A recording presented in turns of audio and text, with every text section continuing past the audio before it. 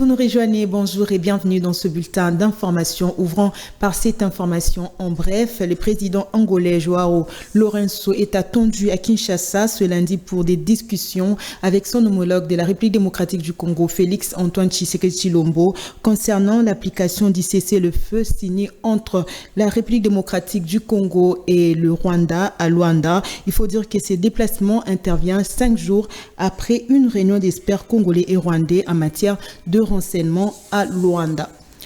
Et puis, à la Chambre haute du Parlement, après près de 4 mois d'attente, le Sénat sera finalement doté d'un bureau définitif ce lundi 12 août 2024, au terme d'une bataille électorale qui s'annonce mouvementée, avec au moins 2 candidats par poste, selon un communiqué du bureau provisoire de cette institution. Cette étape sera précédée par l'audition des messages de campagne électorale pour tous les candidats, avec une durée de 10 minutes par candidat. Nous y reviendrons avec force et détails dans nos prochaines éditions.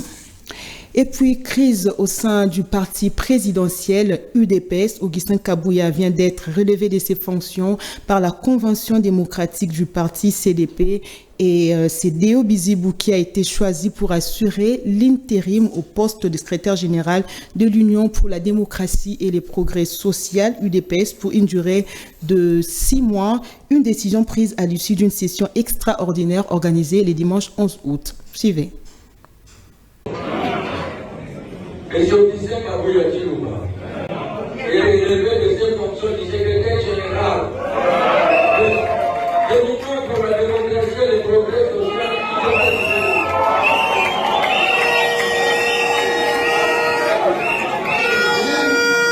Il reste cependant membre à part entière du parti et exerce les emparés son mandat de député élu sur la liste du parti.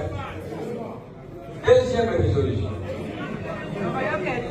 Et c'est que le gracias visible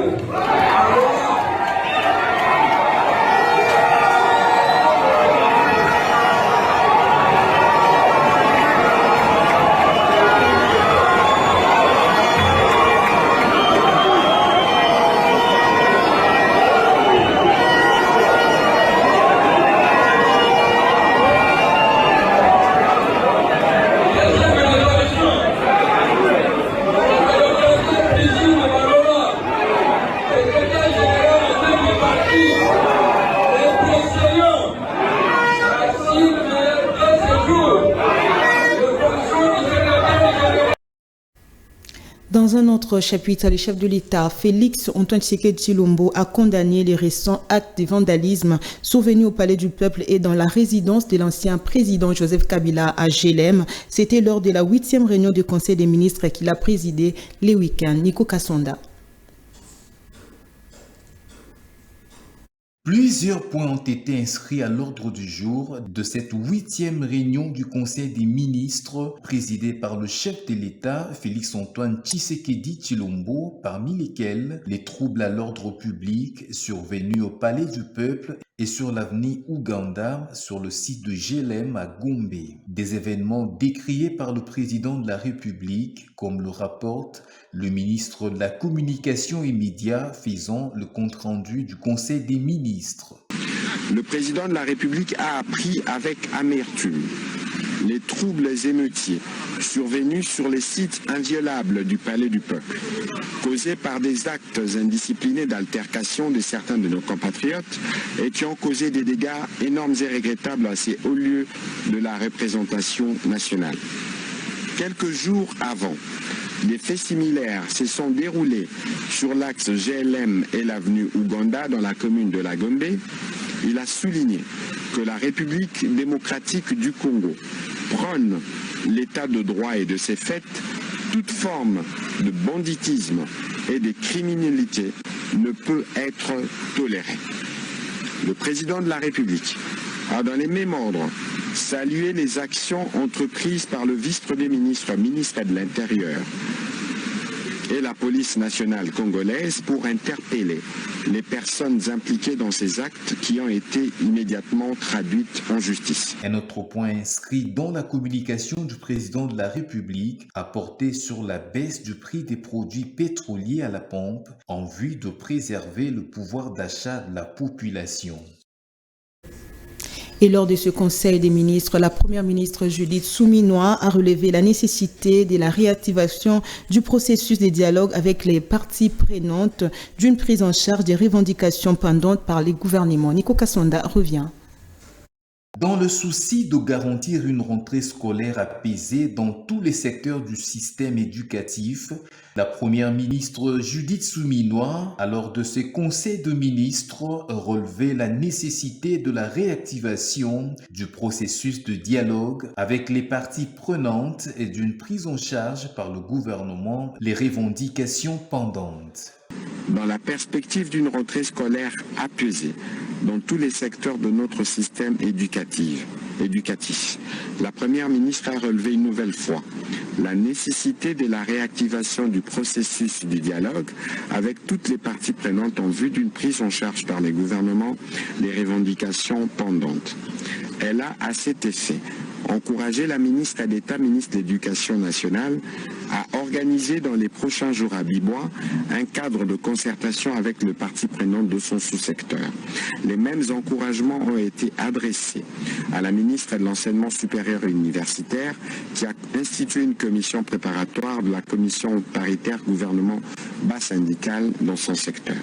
Au cours de ces conseils de ministres, la réunion a adopté 2 relevés des décisions prises, notamment lors de la 7e session ordinaire du Conseil des ministres du 26 juillet et de la première réunion restreinte du Conseil des ministres.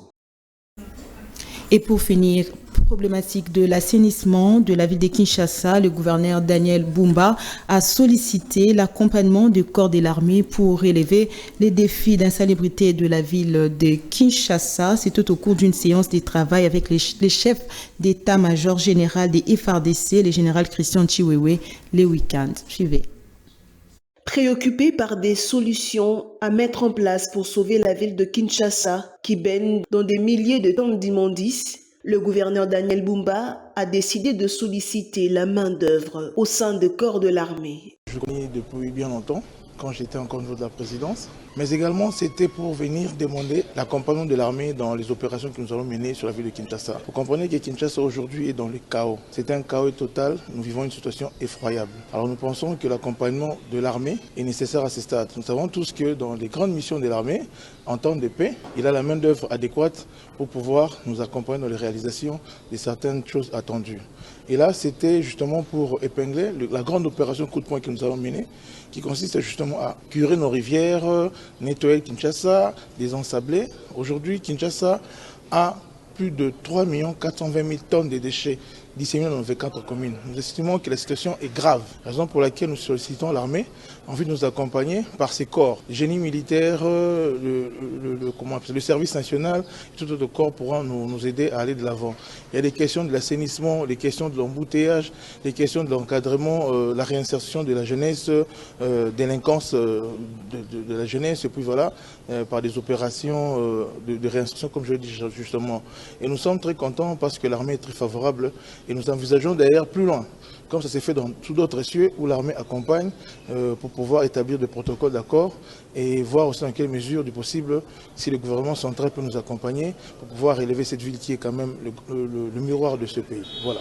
Au regard des défis d'insalubrité de la ville de Kinshasa, l'apport de l'armée sera sans doute une réussite. Fin complète de cette session d'information. Merci de l'avoir suivi. Au revoir.